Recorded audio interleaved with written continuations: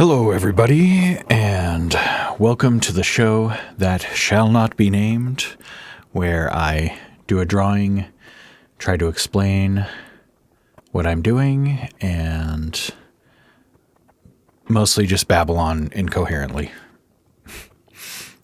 Today's prompt is remove, and this is the second in a series of 3 drawings that are science fiction themed, so I decided to do a drawing of somebody getting a cybernetic eye removed from their eye hole.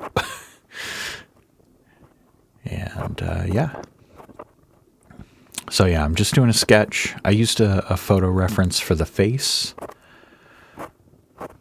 Just a quick Google image search of a low angle face, and yep, found one I liked, and then yeah,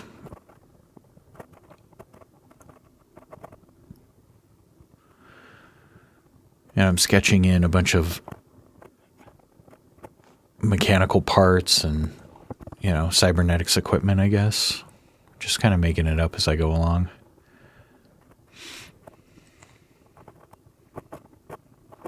This is the kind of stuff I would draw sometimes when I was doing automatic drawing, so that practice pays off eventually, I guess. And then yeah, I'm coming through with the fine nib, just outlining stuff.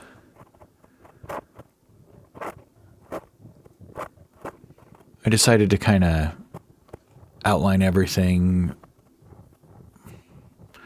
almost like that old like manga style, like Ghost in the Shell, I guess, was kind of what I was going for. It was kind of like realistic but cartoony at the same time, I guess. I don't know, I think it's cool. 80s 80s looking. Hopefully I got captured the essence of the 80s here. And then yeah, I used some hatching on the eyebrows and filling in the darker, the eye hole. The old eye hole.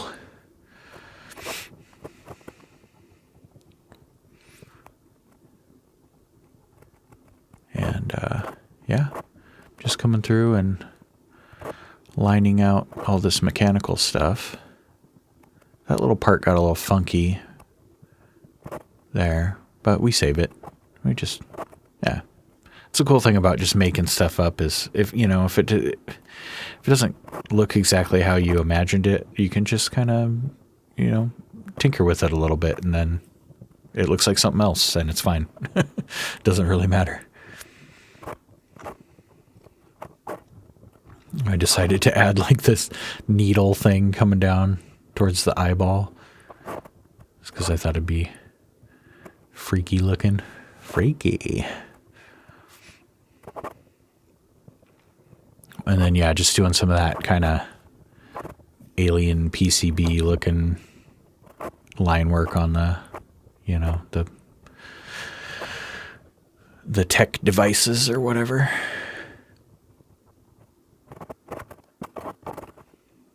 Yeah, it was kind of the foreground there. Now I'm coming through and doing some hatching to put some shape into the face here. I was just kind of going off of the reference photo a little bit, but also, making sure that the light source made sense with, the stuff would be like lit from above. So, and I think the original was it might have been lit from above actually. So, ended up making sense. But yeah, I didn't follow it too closely. Ink started pooling up, so if that ever happens to you, if your pen's running a little wet and you get a little pool, you can just dab it with a napkin. It's a nice little trick. Putting the shadow under the nose and then darkening in the nostrils. And you really like if you start looking at noses, they are insane. What is a nose even? Like, you don't want to go down that rabbit hole. You can just like be staring at people's noses and just like, what are you? Like, sometimes I feel like an alien when I'm looking at people. Like, what? Is that weird? Anybody else feel that way? You're just like, what in the heck are you? You're just like made out of like skin and meat and all. Yeah, it's weird. I don't know. Maybe I'm a psychopath.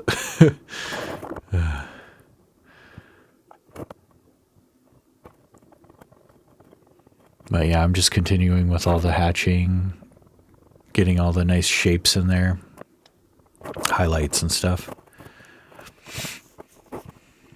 The chin down to this point I was pretty confident, and then here I started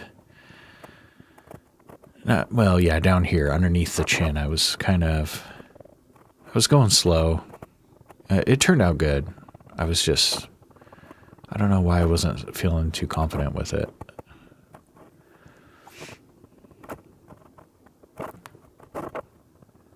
Yeah. I just did a little cross hatching. Of course, I smudged it there, right on the corner too. It's like I'm fine if it smudges like somewhere on the drawing because I can just hide it with shading. But when it's like that little tiny smudge pointing down from the corner, it's like get out of here. I need to get a Posca pen or something. Actually, I have some white ink that I could probably use for deleting mistakes like that. I should have busted it out. It's way too. I bought it because it's P.H. Martin's pen white, I think is what it's called, but it's like the consistency of Elmer's glue. So I don't know what pen they expect you to use it in, but it's definitely not a fountain pen or a dip pen. Maybe, I don't know. I honestly don't know. But maybe I'll get a brush, like a cheap brush for using that I don't mind ruining, because it's also like doesn't wash out with water very well. It's really sticky and gloopy, and yeah, I don't know. Not my favorite so far, but I've seen a lot of people use Posca pens or whiteout. Although the Moleskine sketchbook that I'm using has a off-white paper in it, so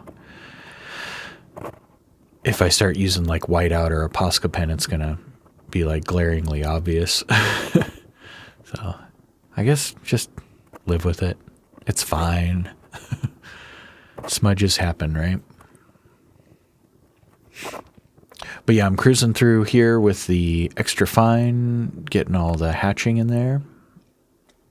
And I think that about completes the foreground.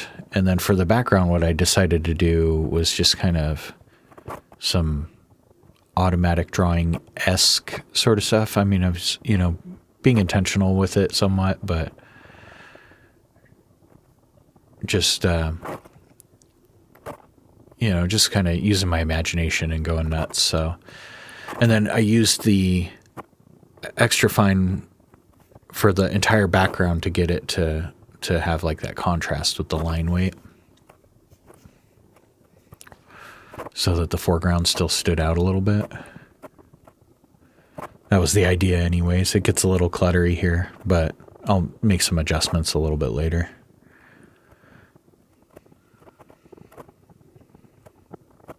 Yeah, this was fun. I was just cruising through, doing all sorts of crazy background details, just making it look like a spaceship or a cybernetics clinic from the future. The future past retro future. I don't know. I guess this is still futuristic, but I was definitely going for that 80s, 90s retro future sort of stuff.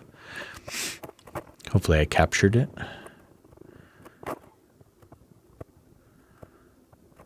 And then, yeah, just tons of little details. I love doing stuff like that. It's fun to just kind of, you know, make it up as you go. And it's cool to combine it with, you know, planned drawing where you do like a sketch and then use like the automatic drawing for the background like that, or use it for textures and stuff like that. It's, yeah, nice and useful. And then, yeah, here I decided the edges weren't quite defined enough, so I came through with the medium nib. Just kind of did a little bold outline around everything. And I'm sure this entire outline is showing through on the back side of the page. So I was going pretty dark. That's okay.